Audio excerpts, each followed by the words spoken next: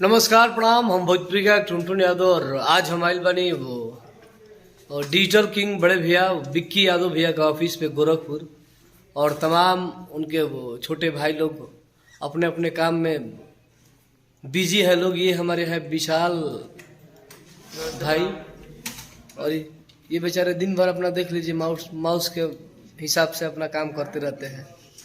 और ये उधर है निराला भैया, धीरज निराला भैया इधर ताकिए। नमस्ते।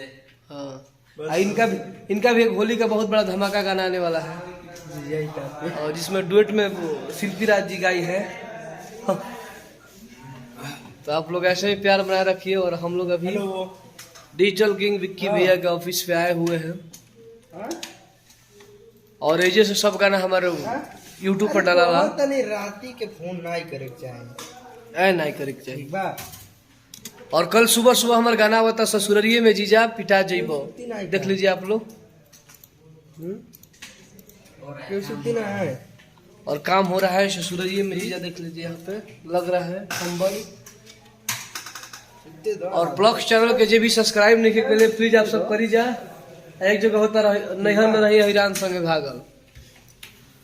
अरे की काहे कैल शादी जब पता रहे लागो आ नैहर में रही अहिरान संगे भागल। अरे किया वो तट धमकी रे गोरी तोरा गाँव से आईडी चलावो तटे विशाल जादव के नाम से। हम तो सोची सोची भइल बानी पागल रे पागल। अरे तो काहे कैल शादी धीरज पता रहे लागल आ नैहर में रही अहिरान संगे भागल।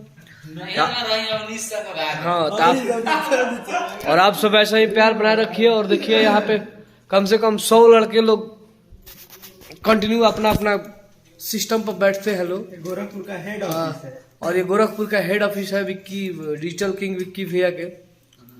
और तू लगाता ना प्यार।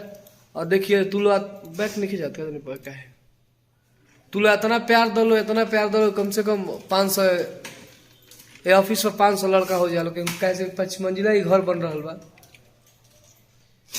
और वीडियो। हाँ और एगो फ्लोर पर 100 लड़का काम करे। और इतना तुम लोग प्यार दो कि विक्की भैया पूरा बॉलीवुड के भी काम संभालस ना है। सब इंग्लिश से लेके सब उर्दू से लेके बंगाली से लेके संगाली सब करस। तुम इतना प्यार दे दो कि हर